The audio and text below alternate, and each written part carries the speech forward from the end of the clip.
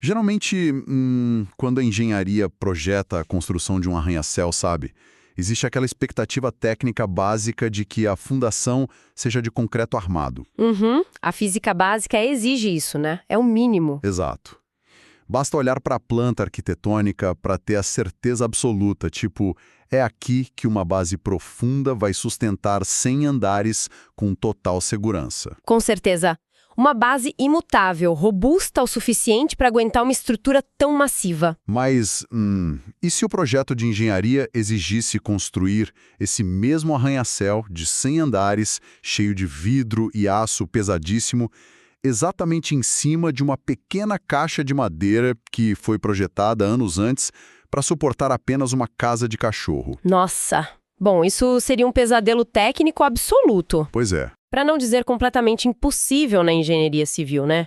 Não dá para simplesmente empilhar as estruturas superiores e esperar que o peso se distribua por mágica. Nem um pouco. Seria necessário encontrar uma maneira de, trapacear as próprias leis da física ali sob o capô. E é exatamente essa sensação ao investigar o código e o desenvolvimento de software no final da década de 80. Boas-vindas a mais um The Deep Dive. Hoje nós mergulhamos nos arquivos da nossa série Heroes of Tech. Isso mesmo. A missão dessa nossa exploração de hoje é destrinchar uma das pontes mais cruciais, geniais e francamente caóticas. Muito caóticas, a transição técnica do Windows 2.0 para o gigantesco Windows 3.0. Exatamente. E para montar esse quebra-cabeça, nós trouxemos uma pilha de fontes fascinantes hoje. Desde as análises históricas rigorosas lá do The Digital Antiquarian e revistas clássicas como a PCMag, até uns arquivos técnicos bem densos do OS2 Museum e manuais de hardware originais da Intel. É muito material. E o que esse material revela é que o objetivo aqui vai muito além de repassar uma linha do tempo corporativa monótona, sabe? Certo. Vamos desempacotar isso. A ideia é entender a engenharia bruta, tipo, como o Windows passou de uma interface amplamente rejeitada a um colosso que redefiniu a computação moderna inteira. E sobrevivendo a conflitos internos intensos, né? Muito. Conflitos e limites de hardware que funcionavam como verdadeiras camisas de força para o código da época. É um cenário de pura sobrevivência corporativa e técnica. Para dimensionar o tamanho desse salto, é fundamental estabelecer o panorama de 1987. O MS-DOS reinava de forma inquestionável. Absoluta. No mercado corporativo não tinha para ninguém. Para quem acompanha a evolução dos sistemas operacionais, a arquitetura de linha de comando baseada em modo real era o padrão ouro do desempenho, né? Tela preta, letras verdes e muita velocidade. Exato. O Windows, em sua primeira versão, era considerado pela indústria basicamente como uma concha gráfica meio incômoda. Uma maquiagem. Uma maquiagem rodando por cima do DOS. Ele sequer recebia o título de sistema operacional verdadeiro. Era visto apenas como um utilitário pesado, um que consumia ciclos valiosos de processamento e que as grandes corporações simplesmente preferiam ignorar completamente. Ninguém queria usar. E lendo os documentos de estratégia interna das nossas fontes, fica muito claro que a maior ameaça à sobrevivência desse utilitário não vinha de empresas concorrentes da Microsoft. Não, de jeito nenhum. Vinha de dentro da própria Microsoft, né? O que é fascinante aqui é a brutalidade da dinâmica de poder interna. O Steve Ballmer, que já era uma figura executiva central na empresa, estava totalmente convencido de que o futuro corporativo exigia o abandono imediato do Windows. Ele queria matar o projeto. Matar totalmente. A estratégia de longo prazo, tipo a ordem diretiva da empresa, estava atrelada a um projeto massivo chamado OS2. Ah, o famoso OS2. Isso. Tratava-se de um desenvolvimento conjunto, uma parceria de peso absoluto com a todo-poderosa IBM. A diretriz era bem clara: canalizar todas as energias de engenharia para fazer o OS2 dominar o mercado. O Ballmer estava pronto para encerrar o ciclo do Windows ali mesmo. Mas aí o Windows escapa do corredor da morte por causa de uma filosofia muito específica do Bill Gates, uma crença corporativa baseada puramente em controle de risco, né? Exatamente. O Gates operava com o princípio de nunca, jamais, colocar todas as fichas de inovação em uma única aposta corporativa. O Windows funcionava estritamente como o plano B da Microsoft. Uma válvula de escape. Era uma apólice de seguro defensiva. Porque, sabe, caso a famosa e pesadíssima burocracia técnica da IBM fizesse o trem de desenvolvimento do OS/2 descarrilar... Ou atrasar além do tolerável, eles teriam algo na manga. Exato. Um plano B que acabou recebendo um balão de oxigênio para a atualização conhecida como Windows 2.0, isso no final de 1987. A grande mudança visível na arquitetura de software foi o abandono daquele engessado sistema de janelas lado a lado do Windows 1.0. Aquele formato em blocos que não se sobrepunham, né? Era horrível. Horrível. O motor gráfico do Windows 2.0 finalmente permitiu a sobreposição de janelas. Trouxe uma flexibilidade de interface inédita, acompanhada também da introdução de atalhos de teclado bem mais sofisticados para focar na produtividade. E foi um alívio para os usuários. Foi, mas essa liberdade visual quase destruiu a empresa nos tribunais. Nossa, um litígio monumental. A introdução de janelas sobrepostas, aliada ao uso de ícones flutuantes e ao conceito de uma lixeira, gerou consequências legais imediatas. A Apple não deixou barato. Nem um pouco. Em 1988, a Apple abriu um processo judicial super agressivo. A acusação central era de que a Microsoft havia copiado o look and feel, sabe, a aparência geral e o comportamento do sistema operacional do Macintosh. E, relatando os fatos aqui de forma estritamente neutra, baseada nas fontes, tratou-se de uma batalha titânica sobre os limites da propriedade intelectual no software. Sim, foi um divisor de águas jurídico. A Apple argumentava a apropriação indevida do seu design de interface gráfica. Enquanto isso, a Microsoft estruturou uma defesa alegando que elementos de interface, tipo redimensionar janelas, eram conceitos genéricos, ou que já haviam sido cobertos por contratos de licenciamento anteriores entre as duas. E os tribunais, após anos de deliberações técnicas exaustivas, acabaram decidindo a favor da Microsoft na maior parte dessas reivindicações.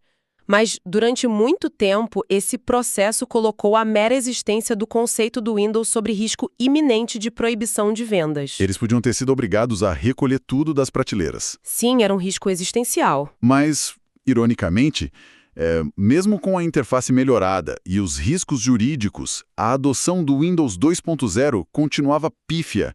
Os desenvolvedores externos preferiam focar no DOS. Era onde o dinheiro estava, né? Pois é.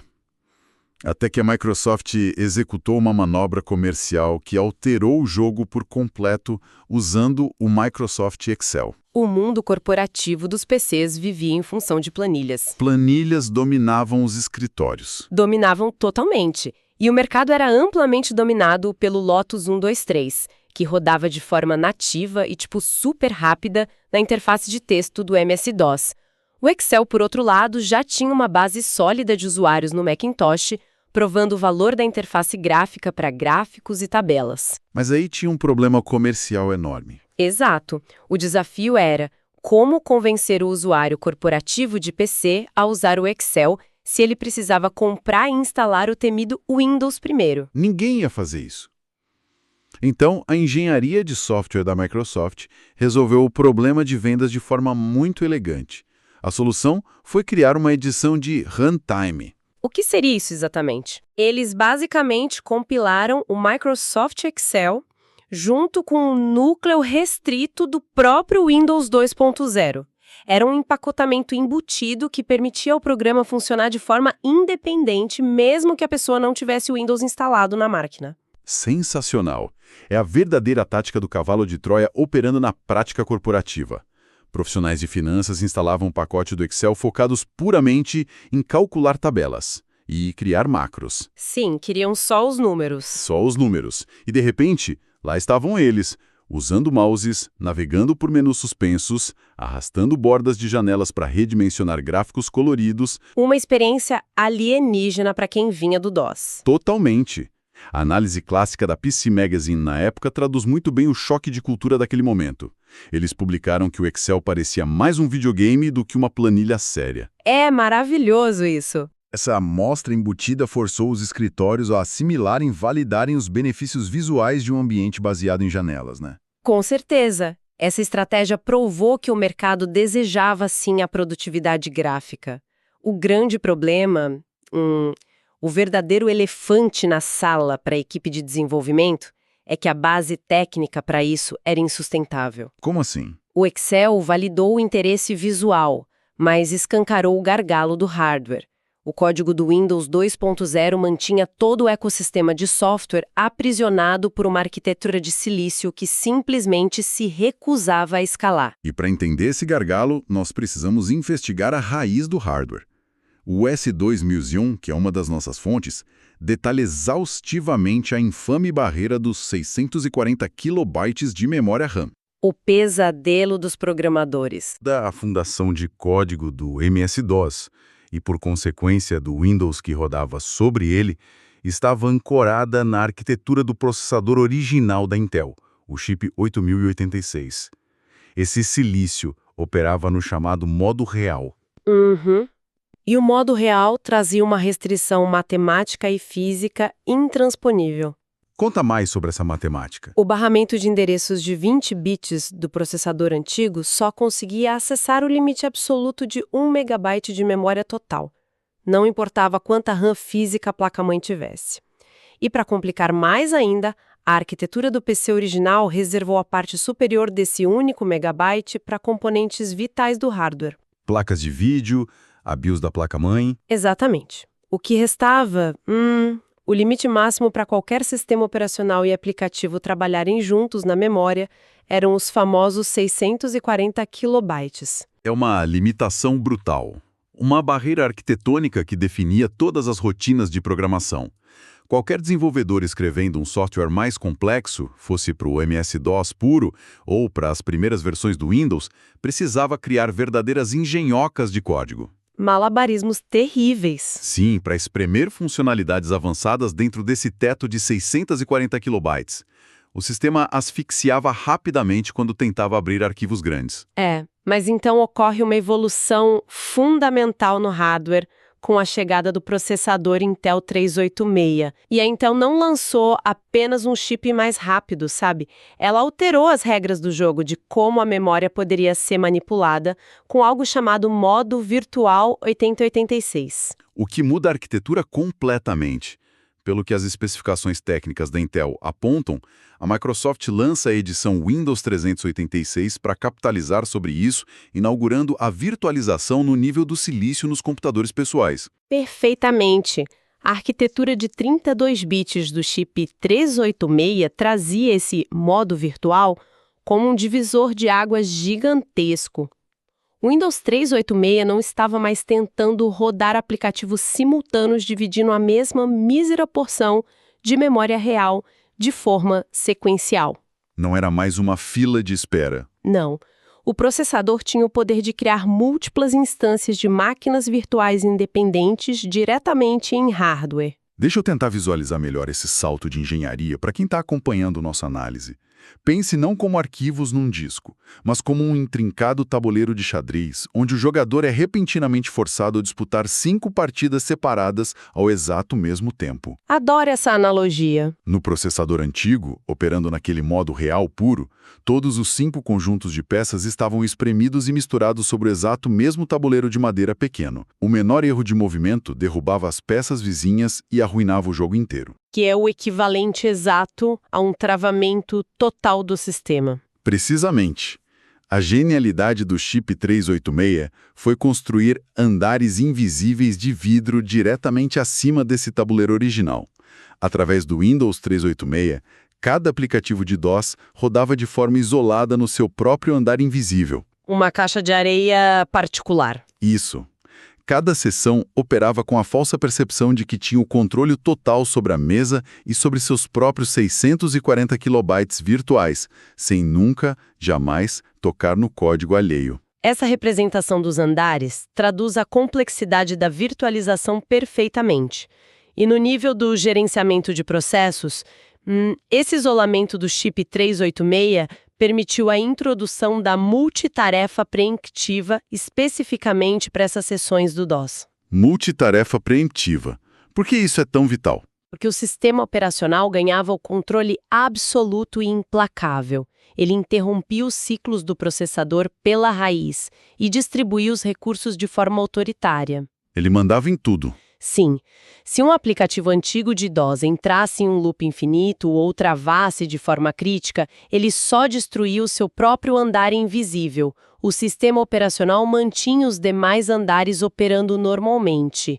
Contudo, E sempre tem um contudo na engenharia, né? sempre. Contudo, e esta é uma falha arquitetônica crucial do período, todo esse isolamento protetor era exclusivo para rodar software legado de DOS. E aqui entra a ironia técnica gigantesca de todo esse processo. Os programas nativos do próprio Windows, desenvolvidos especificamente para o ambiente gráfico pela própria Microsoft, não se beneficiavam dessas bolhas virtuais isoladas do hardware. Eles ficavam de fora da festa. Totalmente. Eles rodavam todos juntos na mesma seção principal, espremidos no mesmo limite de RAM de antes, e dependiam de algo chamado multitarefa cooperativa. A multitarefa cooperativa era um calcanhar de Aquiles estrutural. O núcleo do sistema operacional, nesse modo, não detinha o poder de paralisar a execução do aplicativo. Ele tinha que pedir por favor. Literalmente. A arquitetura exigia que o próprio código do programa finalizasse a sua tarefa e cedesse voluntariamente os ciclos da CPU de volta ao sistema. Confiar na boa vontade do código. Consequentemente, se um aplicativo nativo mal escrito, digamos um editor gráfico pesado, travasse e não devolvesse o controle, ele sequestrava toda a máquina e derrubava os demais programas nativos do Windows com ele. Que é que a coisa fica realmente interessante. Porque o hardware já era perfeitamente capaz de acessar vastos recursos de memória com proteção avançada por causa do 386. O gargalo era puramente de software. Puramente código, atrasado. A charada da engenharia passa a ser como libertar os aplicativos nativos do próprio ecossistema Windows das restrições humilhantes da multitarefa cooperativa em modo real. E, lendo as documentações internas da época que temos aqui, a resposta não foi formulada em reuniões formais de diretoria. De forma alguma. A grande solução técnica não foi sequer sancionada pela liderança corporativa. Foi escondida deles. Sim, o resgate da plataforma veio por meio de uma operação Skunkworks, um projeto paralelo, não oficial e completamente secreto, liderado por 2 desenvolvedores sêniores da Microsoft no verão de 1988, o David Weiss e o Murray Sargent. 2 heróis técnicos. Eles iniciaram uma rebelião silenciosa dentro do próprio departamento de engenharia com um objetivo incrivelmente ambicioso. A ideia era forçar o frágil coração do Windows a rodar aproveitando o modo protegido, e especificamente o do processador 286. E as especificações indicam que entrar nesse modo protegido não era uma transição trivial, né? Nem um pouco. Era reescrever as fundações. Em vez de utilizar aquele cálculo antigo de memória que barrava tudo nos 640 kilobytes, o modo protegido usava seletores de segmento para endereçar até 16 megabytes completos de RAM. 16 vezes mais memória. Além de ativar travas de proteção física contra invasões de memória entre os softwares. Para alcançar isso, o Murray Sargent empregou uma ferramenta interna extremamente rudimentar, mas poderosa, o depurador SST, o Scroll Screen Tracer. Então não foi uma reescrita elegante do código base em uma tela limpa. Longe disso. Foi um hack executado por pura força bruta e muita persistência nas madrugadas. Conta como era essa rotina deles. A rotina técnica de Weiser e Sargent consistia em carregar as bibliotecas centrais do Windows, tipo arquivos icônicos que o pessoal de TI conhece bem, como o kernel.ash, o gdi.s e o user.ash, e passar tudo isso através desse depurador de baixo nível. E o que acontecia? Bom, quando o núcleo do Windows tentava realizar a tradicional aritmética de alocação de memória, baseada no velho modo real, a execução entrava em conflito direto com o modo protegido. Porque as regras matemáticas mudaram. Exato. O que gerava uma falha de sistema imediata, a famosa tela azul ou equivalente da época. O trabalho braçal envolvia interceptar cada uma dessas falhas críticas em tempo real de execução. Parar o erro no ar. De linguagem de máquina ali mesmo, na mão, forçando a adoção dos seletores de memória modernos para só então deixar o código avançar mais 1 milissegundo até o próximo travamento fatal. Sabe, é o equivalente a consertar um motor em alta velocidade consertando peça por peça até o sistema simplesmente parar de quebrar. Exatamente isso. Mas, analisando a estrutura corporativa da Microsoft da época, a existência desse projeto secreto parece loucura, porque o mais importante avanço arquitetônico do software de interface da empresa precisava ser escondido da diretoria executiva. O sigilo era vital por causa da intrincada política de parcerias e, claro, do foco obsessivo da diretoria em cumprir contratos firmados. Retornamos à questão do OS/2. A sombra da IBM. A cúpula da Microsoft havia garantido à IBM que o pesado e complexo OS/2 seria posicionado no mercado como a única ponte legítima para o cobiçado modo protegido e a utilização de memória estendida. Ah, então o OS/2 tinha um monopólio interno sobre essa tecnologia. Sim, se os executivos de alto escalão da IBM descobrissem que um pequeno time interno na Microsoft estava secretamente adaptando o humilde Windows para quebrar a barreira restritiva dos 640 kilobytes, O que invalidaria totalmente o diferencial comercial do OS/2. isso constituiria uma quebra massiva de confiança corporativa. O Steve Ballmer proibia expressamente qualquer desenvolvimento mais avançado que não fosse essencial para a linha do Windows, para não ameaçar o acordo. Até que a performance monumental alcançada por Weiss e Sargent tornou o segredo impraticável de ser escondido, não é? Após semanas de interceptações meticulosas no depurador e finalmente conseguindo a estabilização do núcleo em modo protegido, a dupla finalmente marcou uma reunião crucial de demonstração. E não foi qualquer reunião. Foi com Bill Gates e o Steve Ballmer. A revelação do código rodando a toda velocidade ali na frente deles mudou o futuro da companhia inteira. O impacto daquela demonstração provocou uma reavaliação imediata da estratégia tecnológica da empresa. Imagina só, executivos acostumados a lidar com um Windows letárgico, que estava constantemente pedindo esmola por mais kilobytes de memória RAM, para simplesmente exibir algumas poucas janelas de texto. E subitamente eles contemplaram uma interface rodando livre de limitações. Livre. O sistema operacional modificado estava consumindo e gerenciando perfeitamente múltiplos megabytes simultâneos de memória de longo alcance. O humilde quebra-galho havia se tornado um ambiente realmente poderoso. A ficha finalmente caiu para a diretoria. Caiu pesado. Eles viram que a gigantesca dependência burocrática atrelada ao desenvolvimento do OS/2 estava estrangulando o potencial da Microsoft, enquanto a fundação arquitetônica definitiva, veloz e muito mais compatível com o mercado sempre esteve ali, sob a custódia da própria empresa. Os relatos afirmam que bastaram 3 dias. Apenas 3 dias após o encontro de portas fechadas para a Microsoft reverter totalmente o planejamento corporativo. Foi uma virada de chave muito rápida para os padrões da época. A diretoria formalizou o código rebelde, os recursos de engenharia foram drasticamente redirecionados da divisão do OS/2 de volta ao ambiente gráfico proprietário do Windows. E foi assim que os alicerces estruturais para o estrondoso Windows 3.0 foram efetivamente lançados. Um arco incontestável de adaptabilidade corporativa, né? Impulsionada pela pura insistência e teimosia da engenharia de base. E todo esse arcabouço técnico alcançou o mercado consumidor final ali em maio de 1990. O lançamento do Windows 3.0. Os próprios desenvolvedores que vivenciaram a transição descrevem a quebra do limite arquitetônico de memória como soltar um gênio extremamente poderoso da garrafa. Contudo, a excelência arquitetônica da versão 3.0 não se restringia unicamente ao domínio dos megabytes extras, não. Tinha mais coisa sobre o capô. Muita coisa. A genialidade residia na notável adaptabilidade perante o caos do hardware disponível no mercado naqueles anos. Porque, para quem não lembra ou não vivenciou, o mercado de PCs, em 1990, era um emaranhado caótico de velocidades e peças extremamente variadas. Tinha gente com máquina velha, máquina nova. Uma fragmentação enorme. E para lidar com computadores obsoletos e computadores de ponta, usando exato mesmo instalador, o núcleo do Windows 3.0 detectava o hardware durante o arranque inicial. Ele ligava, olhava em volta e decidiu operar em 3 modos distintos. Uma sacada brilhante. O primeiro era o Hill Mode. Ele assumiu o controle nas máquinas mais antigas, processando tudo sob as pesadas restrições originais lá do processador 8086.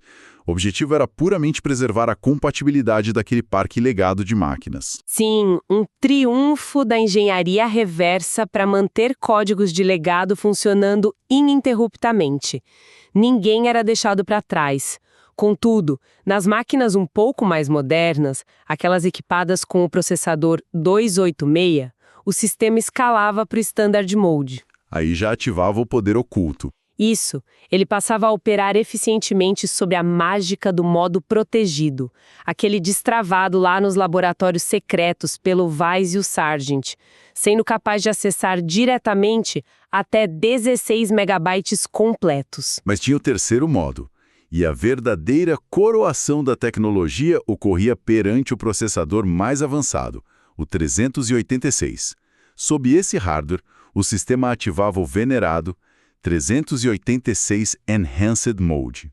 A versão definitiva do sistema. A plataforma finalmente integrava o vasto acesso contíguo à memória aos benefícios das bolhas virtuais preemptivas em hardware. E, para mim, o mais revolucionário de tudo, habilitava a memória virtual paginada. Memória virtual paginada. Isso é incrível de explicar. Explica pra gente como isso funcionava na prática. É a capacidade arquitetônica assombrosa de manipular o espaço de armazenamento mecânico do disco rígido e tratá-lo dinamicamente como se fosse memória RAM suplementar. Usar o HD como RAM. Exato. O processador orquestrava a troca contínua de imensos blocos de dados entre a placa-mãe e o disco para impedir que a falta de recursos resultasse em falhas catastróficas. Quando a RAM enchia, ele mandava para o disco. Era verdadeira feitiçaria digital rodando sobre hardware comercial genérico, sabe? E com as complexidades da gestão de memória fundamentalmente equacionadas ali nas profundezas do código, o time de experiência de usuário, enfim, pôde brilhar de verdade, focando pesadamente nos recursos gráficos. A revolução visual e funcional finalmente saltou aos olhos. Com o advento das placas gráficas padrão VGA no mercado, a interface do Windows pôde abandonar as antigas paletas opacas e ostentar gráficos muito mais nítidos.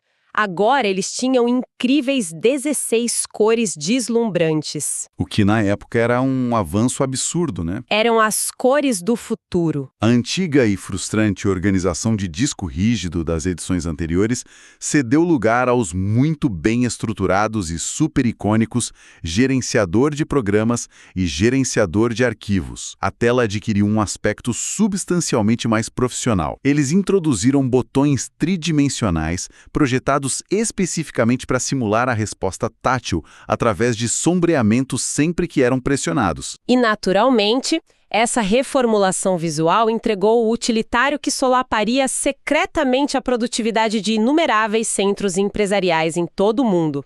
A inclusão nativa do amadíssimo jogo Paciência. O clássico Solitaire. Mas, olha, o Paciência transcende a categoria de mero software de entretenimento, viu? Ah, tem uma função oculta aí. Muita gente não sabe, mas do ponto de vista da usabilidade e do design de produto, a integração dessa aplicação representou uma genialidade funcional enorme. O jogo operava, na prática, como uma massiva e eficaz ferramenta de treinamento muscular. Como assim, treinamento muscular? Através da repetição constante de selecionar uma carta, um naipe, com o botão principal do mouse, segurar a tensão física no dedo para arrastar a carta e soltá-la com precisão no outro lado do monitor. O famoso arrastar e soltar. Exato, o drag and drop. O pacote treinava instintivamente uma demografia gigantesca de profissionais corporativos que estavam acostumados por décadas ao uso exclusivo de atalhos e navegação de terminal via teclado. Eles estavam aprendendo a usar o mouse, brincando. Brilhante. E pouco tempo depois desse lançamento inaugural, a evolução do sistema operacional se materializou através da atualização Windows 3.1.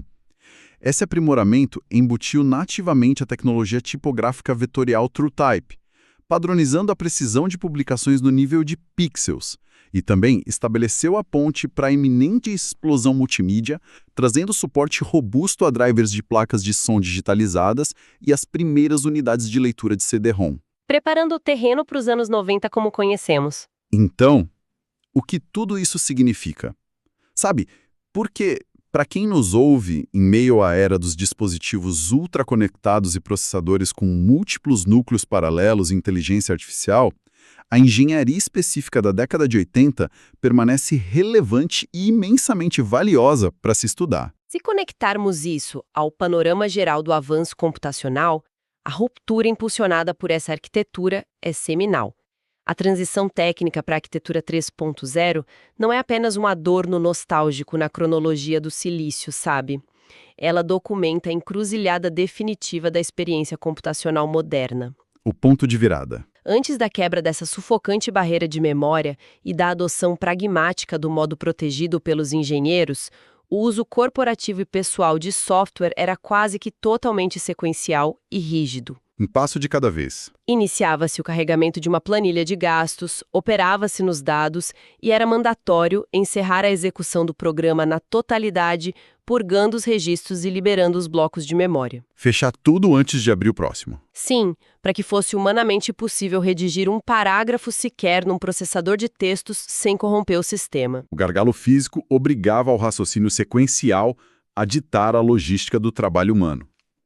A eliminação técnica dos limitadores de memória permitiu a convergência da atenção fragmentada que temos hoje. Exatamente.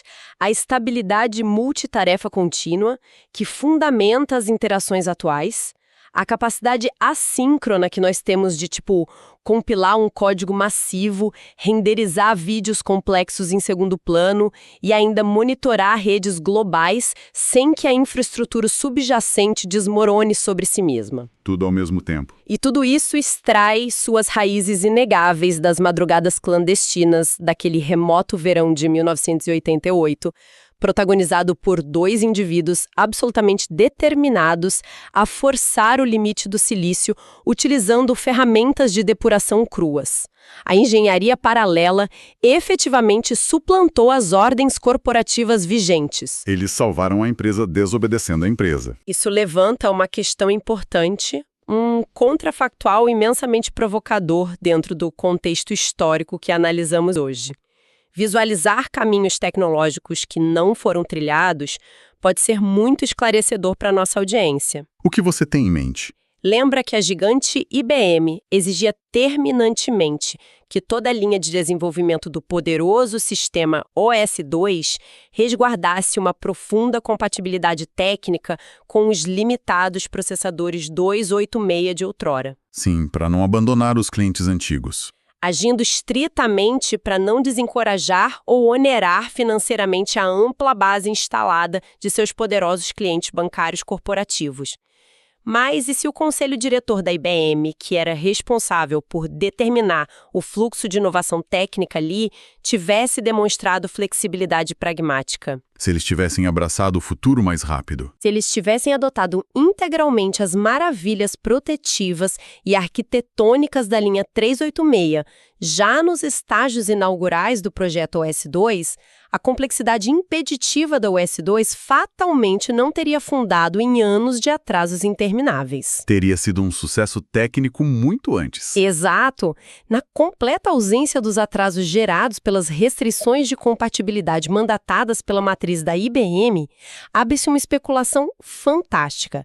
Teria havido sequer o ímpeto, e a necessidade estrutural extrema para encorajar as ações rebeldes de depuração de memória que impulsionaram o nascimento do colossal Windows 3.0? Será que o Wise e o Sargent teriam hackeado o sistema se o OS/2 estivesse funcionando perfeitamente? Essa é a grande dúvida. Ou as arquiteturas de sistemas baseadas em janelas rodando no mercado global hoje derivariam primariamente de projetos controlados sob a rígida e engessada tutela institucional da IBM e não da Microsoft? Fica o grande questionamento em aberto. Restrições brutalmente impositivas sobre o código não raramente fornecem aquele choque catalisador que é indispensável para as adaptações operacionais mais duradouras da história. É muito inspirador decodificar como arranha-céus impossíveis de software puderam ser elegantemente ancorados em modestas caixas de areia arquitetônicas pela pura inventividade de base. A necessidade é a mãe da invenção, né? Sempre. Agradecemos muito a companhia de quem se juntou a nós na exploração das engrenagens dessa jornada fascinante. Fica a sugestão contínua para dissecar o panorama em constante evolução da tecnologia que pavimenta a nossa rotina contemporânea. E em meio às centenas de instâncias flutuantes que compõem o fluxo ininterrupto nas áreas de trabalho atuais, Que a determinação técnica contra os estreitos tetos de 640 kilobytes jamais seja esquecida. que não seja esquecida. Encerramos por aqui nossa exploração na linha de código de hoje.